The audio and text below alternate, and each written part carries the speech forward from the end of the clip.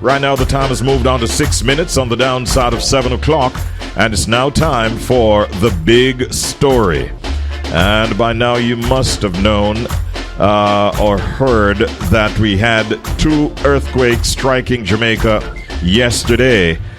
One at, I believe, 10:50 a.m., and exactly an hour later at 11:50 a.m., there was another shake across Jamaica. We understand the epicenter was located about 150 kilometers north of Ocho Rios in St. Anne. This caused a lot of shock, fright, and concern. This morning, we have with us the professor of sedimentary geology and head of the research director at the Earthquake Unit of the University of the West Indies, Professor Simon Mitchell, joining us once again. Good morning, Prof. How are you doing? Good morning. I'm fine this morning. Thank you very much for joining us once again. Always a pleasure to have you on the program. Okay, nice to be here. Prof, have we had it like this in recent times where we had 2 earthquakes almost back-to-back in such a short space of time? Yes, we commonly get earthquakes close together because what you actually get is the first earthquake often and a smaller second or several smaller second or many, many smaller second earthquakes. To feel 2 of them, not so usual, but of course it does happen. Okay. So, yeah. Mm-hmm. Yeah. Now, I know that some persons confuse the additional shakes to earthquakes when sometimes it's the aftershock. Did we really have 2 earthquakes yesterday? Okay, well, let's tell you about those earthquakes. In fact, it transpires that the first one was a foreshock, a shock before the earthquake, the biggest one. That one happened, as you say, at 10:50, and it had a magnitude of 5.9 and the depth about 14 kilometers. And then just over an hour later, it's actually 11:51, we had a magnitude 6.8, which, well, the recorded depth is 23.5, but it's probably a bit shallower than that. So 2 earthquakes. Now, the significant thing about these is they're nothing for us to be worried about. We may well have felt them, and in fact, I felt both of them. And of course, I think people who did feel it will say, well, the second one was quite longer, which is definitely the case. And as you can see, it was quite significantly larger. It was 10 times the size in terms of the energy release. Now, when we look at the part of the Caribbean we actually occupy, Jamaica occupies what we call the southern side of a microplate called the Gonave microplate. Now, the northern side of that is just south of Cuba. And there are faults that run on the northern side through, well, just south of Cuba, and there are faults that run on the southern side through Jamaica. Now, yesterday's earthquakes were on the northern side, so they are really not affecting us other than at a very great distance. So far, there's been 3 further aftershocks, which have had a magnitude of 4 or more. All happened yesterday? That all happened yesterday. Uh-huh. Yep. And we know that there has been some damage done in Santiago de Cuba. There's certainly a little bit of structural damage, but of course, unfortunately, Cuba is suffering at the moment because of power outages. So finding out what is going on is not an easy situation. I want to make a point here, Prof, because very often when we have these earthquakes, like the media will publish, some measurements, but they're not always correct, because you're now giving us correct information to suggest that the 2 yesterday were 5.9 and then 6.8. 6.8. Yes. The thing about this is it depends how many stations you've got and where the earthquake is. So invariably the actual external numbers given for Jamaican earthquakes, so the numbers you see often coming up first, are less accurate because they use less stations. For instance, the USGS has one station on Jamaica. So they don't have that many stations. So actually pinpointing the location, the depth, and the actual magnitude aren't so straightforward. Whereas the actual earthquake unit itself has 13 or 14 stations, and can also use some from elsewhere. So that gives us often a much better fix on, firstly, where the earthquake actually epicenter was, and secondly, on the magnitude and the depth. Yes. So, yeah, when you see different numbers, it's often down to different reasoning. One of the reasons being that earthquakes obviously can generate tsunami. And there is therefore the need for a very rapid analysis of earthquakes so that you can put out a tsunami warning, or the other way around, actually. If the earthquake is big enough, you put a tsunami warning out and you cancel it once you know that there is no tsunami.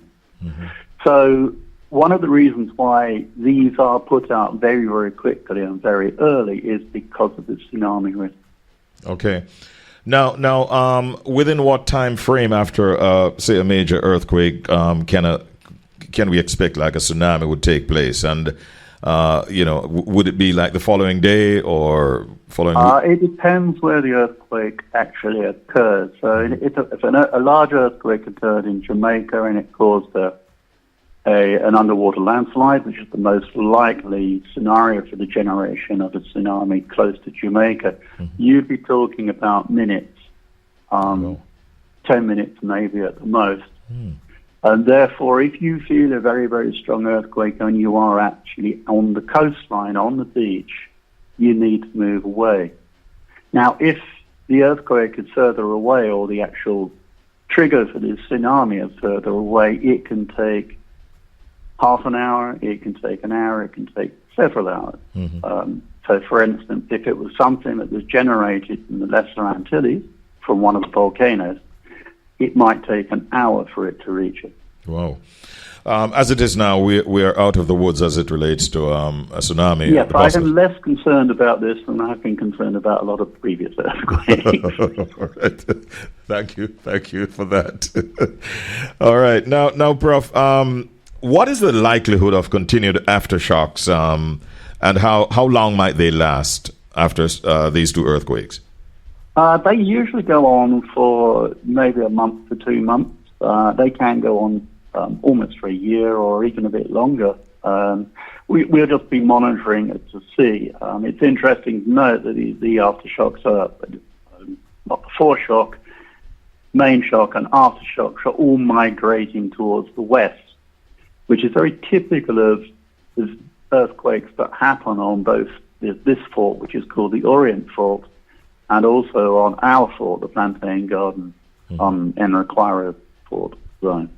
So if you look back at the two major Haiti earthquakes, the aftershocks all propagated towards the west. You mentioned that the earthquakes yesterday caused some damage in Santiago de Cuba. Now, how widespread was the impact here in Jamaica? Which parishes reported most? Well, I know it was pretty well felt in Kingston and in Port Moore, I believe. And one of the reasons for that is because the ground here is relatively soft and it amplifies the waves. So you've got a greater chance of feeling it in that situation. The last time this fault moved significantly, I think, was 2020. And people might remember a great, basically, lot of shaking, particularly Montego Bay side, because, of course, it was closer to the Cayman Islands where it actually happened. So Montego Bay really felt that one significant. Yeah. That one was 7.5. Wow. Usually, what is the magnitude that really generally cause a lot of damage? Is it like 7.5, 8, 8.5? Well, you start getting worried about 5.5. Okay. And anything above 5.5, you start getting concerned about. It's not just this. There's three things you have to concern yourself about. The first one is what the magnitude is. The second one is the depth. So the deeper it is, the better, the less it's going to affect you. Mm-hmm. So, a magnitude 5.5 very close to the surface would be problematic. Yeah. And, of course, the third one is how far away it is from you. Ah. Because, of course, the waves decay as they go out from the center. Mm-hmm. So the epicenter area is the most important. So the 5.6 we had last year, which was up in Portland, was in relatively, I won't say uninhabited, because there are communities around it. Mm-hmm. And I've been to that epicenter area, and there are houses that are damaged by that particular earthquake. But if that had been much closer to Kingston, we would have seen much more damage in Kingston from that.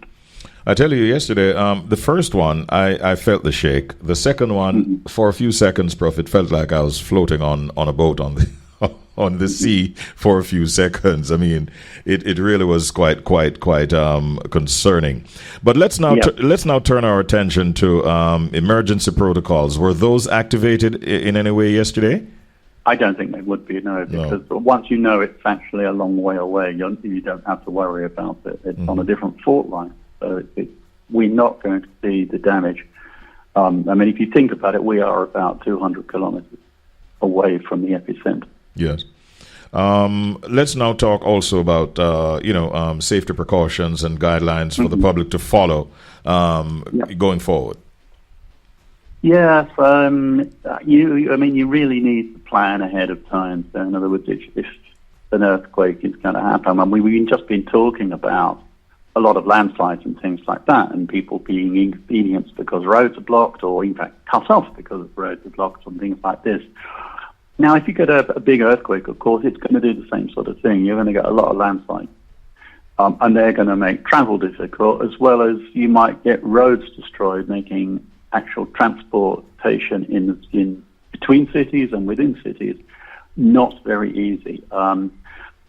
It might bring down power lines, so you've got worries about the power line situation. Of course, there can be damage to buildings, whether they're residential or whether they're fire stations or hospitals and things like this. So the first thing is plan, because if an earthquake happens during the middle of the day, people are out, people are away from home. If everybody tries to get on the roads at the same time, there's going to be mayhem. And we see that when in rainfall. So really what you've got to do is plan as a family or a group of friends or whatever the situation is. What do you do when something happens? And typically, if you're in a safe place after the earthquake, you might as well stay in a safe place until things calm down and the actual situation becomes clear. While the earthquake is actually happening, you've got to protect yourself, and the most important parts of your body are going to be your head, because if something falls on the head, that's pretty much the end of you, and also your body. I mean, if you break a leg or you break an arm, it's not as significant as something landing on your head. Yes. So what we do is protect that. So we always say, look for the best place to go during an earthquake. And you want something, if you're inside, you want something that's springy. So a wooden table is a good idea, because wood will spring. Okay, so that is good. A good strong metal table as well will have strength, so that's probably good. So getting underneath a table is a good idea. If there isn't a table, you want to stand underneath a door if the door frame is strong. So, I mean, one of the things I do when I walk into a place is I look around and see what is there, just get an idea. So if something happens, you know what to do. Yes. You can, if you haven't got that, you stand up against a wall, which you hope is going to basically not collapse. One that probably has steel in it would be the best sort of thing. You stay away from fixtures that can fall down, so cupboards and bookshelves and things like that can easily fall over. And if you're by them, they can fall on top of you. So you want to do that, and of course, if there is a lot of damage going on, then as soon as the earthquake stops, then you want to try and get out of the building. Yes. Because aftershocks can bring a building down. So if there is significant damage to a building, you want to try and leave it. If there's a muster point, you go to the muster point. If there isn't, you gather wherever it is safe to gather. Thank you. If you're outside, Yes. for instance, driving, you would want to pull over onto a safe place and just wait out the earthquake. If you're outside and walking and it's a strong earthquake, the best advice is to lie on the ground. Well, move away from buildings, first of all, but lie on the ground, because the waves come through and the actual growl acts like waves you see on the sea. And what that can do is to throw you in the air, and of course, as you come down, you can injure yourself. So lying on the ground is a better way of protecting yourself in those sorts of situations. Yeah. And of course, we said if you're at the beach, if you're close to the sea, and it's a very strong earthquake, you want to move inland as soon as it's safe to do so in case there is a tsunami. You won't outrun a tsunami, so you have to get a head start on it. So you need to move before there's a tsunami, and that's the situation. Very, very important tips. And remember what Prof said, you cannot outrun a tsunami. So if you're on the beach, you want to be moving away from there once there's a strong earthquake. Prof, I know it's not something that you can predict, but with all the shaking going on and the damage and so on to the fault lines around us, would you be surprised if there's another earthquake or two before the end of this year? I wouldn't be surprised. And we're still in a time where we're seeing more earthquakes per month than we usually do, local ones in Jamaica. And that's concerning. I mean, we typically used to have 15. That was normal. And we're getting about twice that number now. And that's since that 5.6. So I don't think the fault lines in Jamaica have yet calmed down. So there's always a potential possibility that stress is building up somewhere, and that could be released with another large earthquake. All right. Well, Prof, we've learned a lot. As usual, we thank you for coming on and speaking with us this morning, and we wish you a great day. Be safe, and thank you once again. Okay. Well, thank you for having me on. All right. That's Professor Simon Mitchell, listeners. He's the professor of sedimentary geology and research director at the earthquake unit of the University of the West Indies. We're talking earthquakes, as I said, and we had two of them in Jamaica yesterday. The correct magnitude was 5.9 for the first one and 6.8 measurements on the Richter scale, as Professor pointed out. And thankfully, there's no report of any damage. If you suffered damage, I'd love to hear from you.